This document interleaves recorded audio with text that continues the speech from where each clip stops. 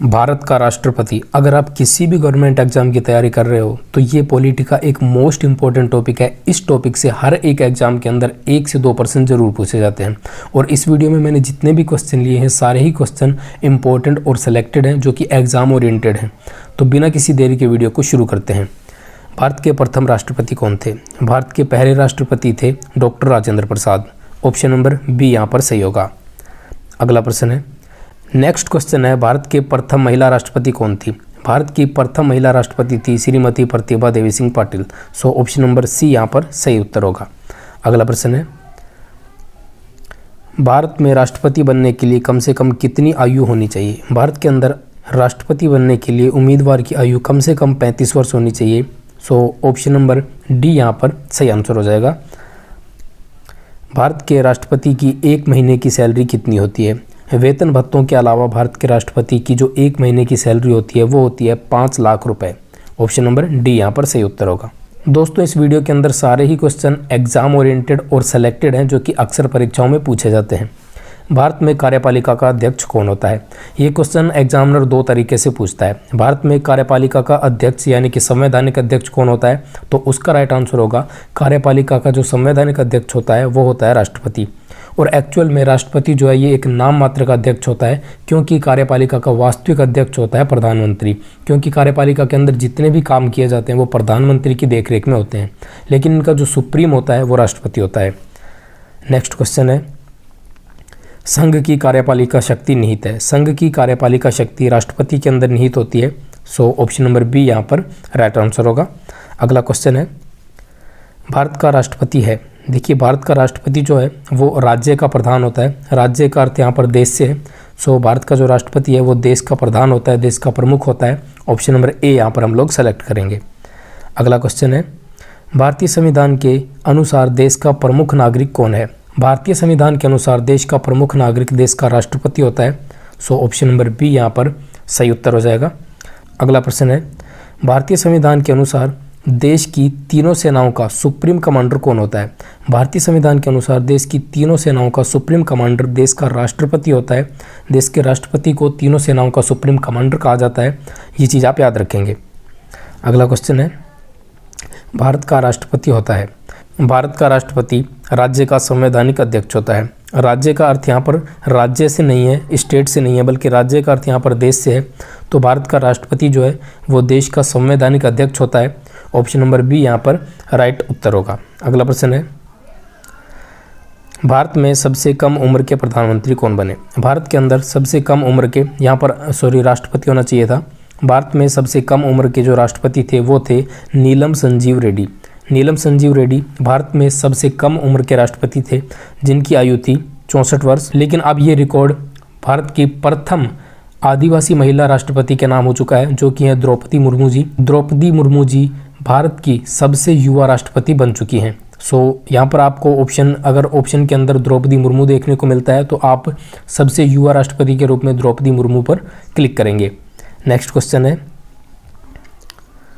भारतीय सशस्त्र सेनाओं का सर्वोच्च कमांडर कौन होता है? भारत की तीनों सशस्त्र सेनाओं का सर्वोच्च कमांडर राष्ट्रपति होता है। ठीक है, इसको सुप्रीम कमांडर बोला जाता है। ऑप्शन नंबर बी यहाँ पर हम चूज करेंगे। दोस्तों, क्वेश्चन का लेवल देखकर ही आपको पता चल रहा होगा कि सारे ही क्वेश्चन एग्जाम ओरिएंटेड हैं और ये सभी क्वेश्चन ऐसे हैं जो कि कहीं ना कहीं परीक्षाओं में पूछे जाते रहे हैं। अगर आप इंडिया के अंदर किसी भी गवर्नमेंट एग्जाम की तैयारी कर रहे हो तो आपके लिए ये वीडियो काफ़ी यूजफुल होने वाली है। एक व्यक्ति राष्ट्रपति पद के लिए अधिकतम कितनी बार लड़ सकता है या फिर अधिकतम कितनी बार इलेक्टेड हो सकता है? एक व्यक्ति राष्ट्रपति पद के लिए कितनी भी बार निर्वाचित हो सकता है, इसके लिए संविधान में कोई स्पष्ट उल्लेख नहीं किया गया है। जैसे कि डॉक्टर राजेंद्र प्रसाद 2 बार राष्ट्रपति पद पर चयनित हुए थे। सो इसका आंसर होगा इसकी कोई सीमा नहीं है कि एक व्यक्ति कितनी भी बार राष्ट्रपति बन सकता है। अगला प्रश्न है, राष्ट्रपति का निर्वाचन किस प्रकार होता है? राष्ट्रपति का निर्वाचन अप्रत्यक्ष रूप से होता है। उसमें आप या मैं, हम आम लोग कभी भी चुनाव में वोट देने नहीं जाते हैं। राष्ट्रपति के चुनाव के अंदर जो हमारे द्वारा भेजे गए प्रतिनिधि हैं विधानसभा के अंदर और साथ ही साथ संसद के अंदर, वे सभी राष्ट्रपति का चुनाव करते हैं। इसलिए राष्ट्रपति का चुनाव है वो अप्रत्यक्ष रूप से होता है, जनता द्वारा चुने गए प्रतिनिधियों द्वारा होता है, ना कि डायरेक्ट जनता के द्वारा। सो ऑप्शन नंबर बी यहाँ पर सही उत्तर होगा। अगला क्वेश्चन है, राष्ट्रपति पद निर्वाचन हेतु कौन सी पद्धति अपनाई जाती है? राष्ट्रपति पद के निर्वाचन के लिए समानुपातिक प्रतिनिधित्व एवं एकल संक्रमणीय मत पद्धति को अपनाया जाता है। सो ऑप्शन नंबर डी यहाँ पर राइट आंसर होगा। ठीक है, ये याद रखना, वेरी वेरी इंपॉर्टेंट क्वेश्चन है, ये काफ़ी बार एग्जाम्स के अंदर पूछा जाता है। अगला प्रश्न है, राष्ट्रपति पद चुनाव संबंधी विवाद को किसे निर्देशित किया जाता है? यदि राष्ट्रपति पद के चुनाव से संबंधित कोई भी विवाद होता है तो उसको सुप्रीम कोर्ट के अंदर अर्थात उच्चतम न्यायालय के अंदर चुनौती दी जाती है। ऑप्शन नंबर डी यहाँ पर राइट आंसर होगा। अगला क्वेश्चन है, भारत के चौथे राष्ट्रपति कौन थे? यहाँ पर हमसे चौथे राष्ट्रपति के बारे में ही क्यों पूछा है, इसके बारे में मैं आपको आगे बताऊंगा। लेकिन भारत के जो चौथे राष्ट्रपति थे वो थे वीवी गिरी। ठीक है, वीवी गिरी, ऑप्शन नंबर ए यहाँ पर सही होगा। देखिए अगला क्वेश्चन है, निम्नलिखित में से कौन से राष्ट्रपति पूर्व केंद्रीय गृह मंत्री थे? ऐसे राष्ट्रपति जो कि राष्ट्रपति बनने से पहले केंद्रीय गृह मंत्री हुआ करते थे। इसका राइट आंसर होगा ज्ञानी जैल सिंह। ज्ञानी जैल सिंह ऐसे राष्ट्रपति थे जो कि राष्ट्रपति बनने से पहले गृह मंत्री थे। वेरी वेरी इंपॉर्टेंट है ये क्वेश्चन, काफ़ी बार एग्जाम्स के अंदर पूछा गया है। अगला क्वेश्चन है, निम्नलिखित में से कौन भारत के राष्ट्रपति निर्वाचित होने से पहले उपराष्ट्रपति नहीं थे? यहाँ पर नहीं थे आएगा, क्योंकि सर्वपल्ली राधाकृष्णन, जाकिर हुसैन और वीवी गिरी तीनों राष्ट्रपति से पहले उपराष्ट्रपति थे। ऑप्शन नंबर डी यहाँ पर राइट आंसर होगा। अगला क्वेश्चन है, कौन राष्ट्रपति चुने जाने वाले प्रथम गैर कांग्रेसी उम्मीदवार थे? सो अभी मैंने आपको बताया था कि भारत के चौथे राष्ट्रपति के बारे में पूछा गया था कि चौथे राष्ट्रपति कौन थे, वो थे वीवी गिरी। तो वीवी गिरी के बारे में क्यों पूछा गया कि ये कौन से नंबर के राष्ट्रपति थे? इसके पीछे का कारण ये है कि पहले के जो 3 राष्ट्रपति थे वो कांग्रेस के दल से आए थे, लेकिन ये जो चौथे राष्ट्रपति थे ये गैर कांग्रेसी दल के थे, इसलिए ये इंपॉर्टेंट हो जाते हैं, इनका क्रम याद रखना। तो चौथे नंबर के राष्ट्रपति जो वीवी गिरी हैं ये गैर कांग्रेसी उम्मीदवार थे, प्रथम गैर कांग्रेसी उम्मीदवार। नेक्स्ट क्वेश्चन है, निम्नलिखित में से कौन भारत का राष्ट्रपति नहीं रहा है? देखिए डॉक्टर सर्वपल्ली राधाकृष्णन भी भारत के राष्ट्रपति रहे हैं, डॉक्टर जाकिर हुसैन भी, ज्ञानी जैल सिंह भी, लेकिन सी राजगोपालाचारी ये भारत के राष्ट्रपति कभी भी नहीं रहे।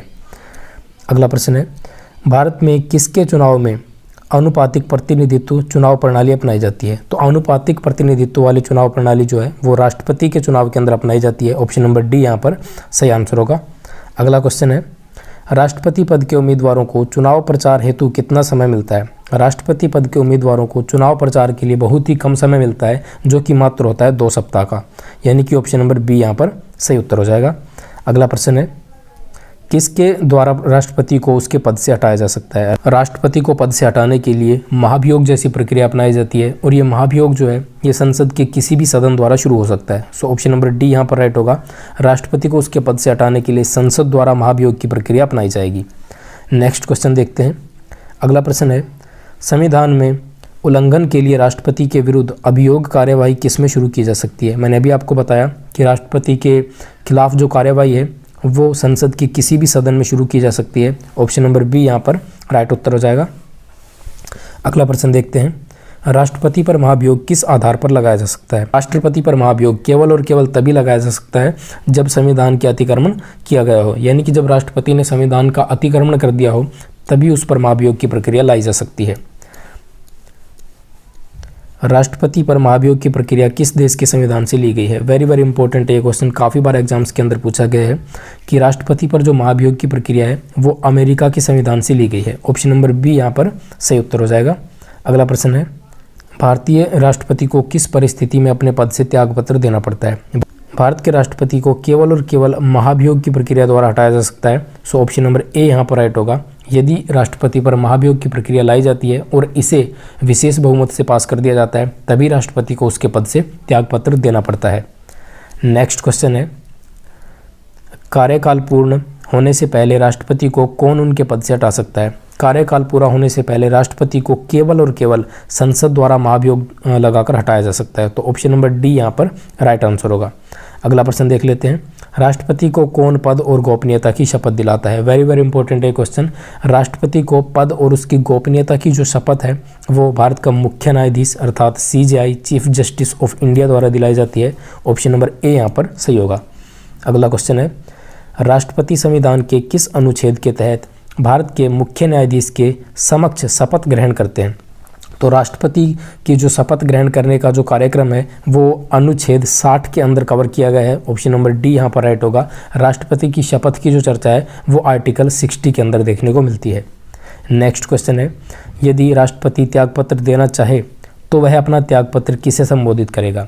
राष्ट्रपति को जो शपथ है वो चीफ जस्टिस ऑफ इंडिया द्वारा दिलाई जाती है, लेकिन राष्ट्रपति जब अपना त्यागपत्र देते हैं तब यह उपराष्ट्रपति को अपना त्यागपत्र सौंपते हैं। सो ऑप्शन नंबर बी यहाँ पर सही आंसर हो जाएगा।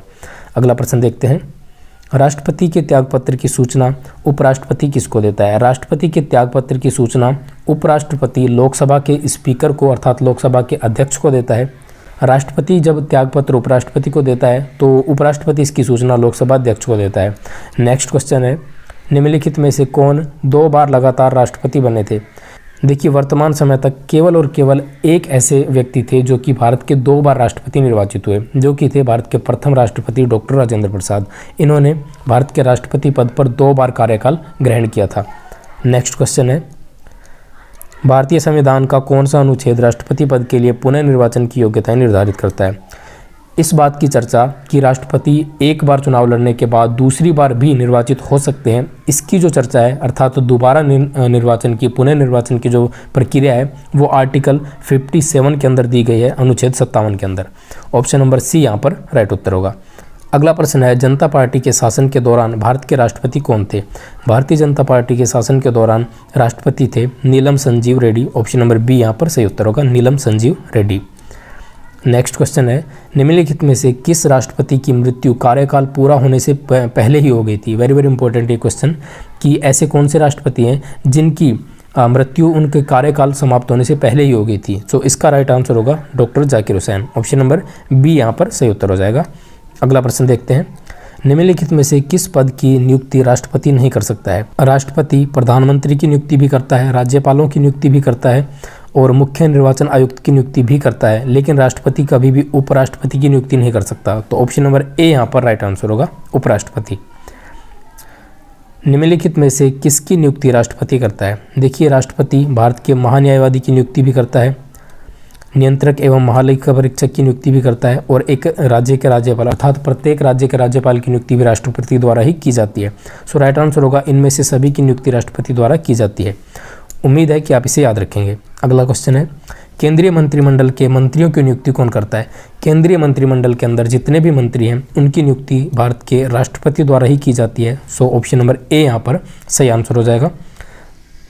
प्रधानमंत्री की सलाह पर, ठीक है, प्रधानमंत्री की सलाह दिए जाने पर राष्ट्रपति केंद्रीय मंत्रिमंडल के अंदर मंत्रियों की नियुक्ति करता है। किसकी सलाह पर? प्रधानमंत्री की सलाह पर।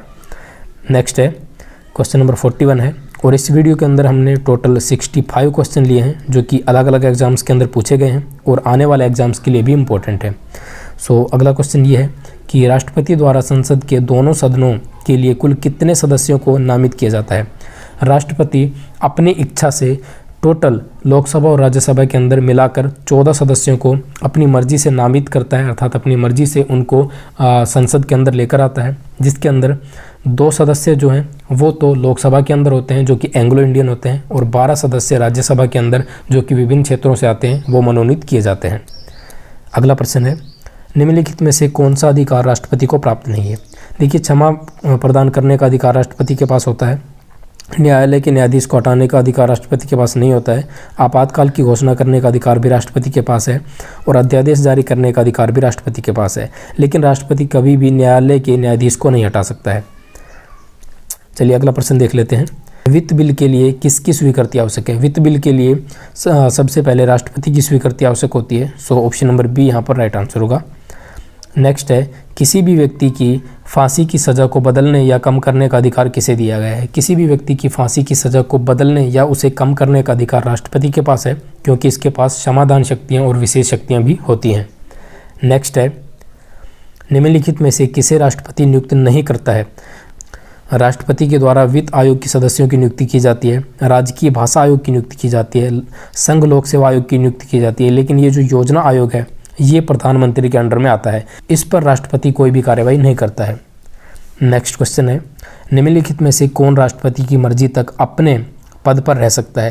राज्यपाल राष्ट्रपति के प्रसाद पर्यंत ही अपने पद पर रहते हैं। सो ऑप्शन नंबर सी यहाँ पर सही उत्तर होगा। अगला प्रश्न है, किसी विधि के प्रश्न पर अर्थात कानूनी प्रश्न पर सर्वोच्च न्यायालय से परामर्श लेने का अधिकार किसको है? सर्वोच्च न्यायालय से परामर्श लेने का अधिकार देश के राष्ट्रपति को होता है।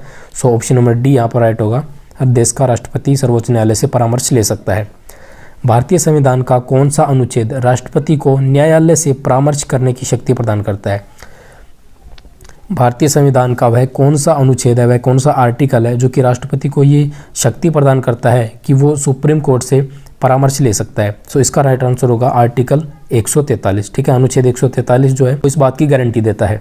नेक्स्ट क्वेश्चन है, संसद का अधिवेशन बुलाने का काम किसको है? संसद का अधिवेशन बुलाने का काम राष्ट्रपति को है। राष्ट्रपति संसद का अधिवेशन बुलाता है। ऑप्शन नंबर बी यहाँ पर राइट आंसर होगा। राष्ट्रपति को कौन सहायता व मंत्रणा देता है? राष्ट्रपति को सहायता व मंत्रणा देने का काम संघीय मंत्री परिषद द्वारा किया जाता है और संघीय मंत्री परिषद का अध्यक्ष आपको पता है देश का प्रधानमंत्री होता है।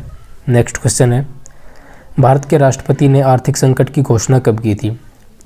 देखिए, देश के अंदर जो आर्थिक संकट है वो आज तक कभी भी नहीं आया है, मतलब आज तक कभी भी देश के अंदर फाइनेंशियल इमरजेंसी नहीं लगी है। सो ऑप्शन यहाँ पर राइट आंसर होगा ऑप्शन नंबर डी, आज तक कभी भी नहीं।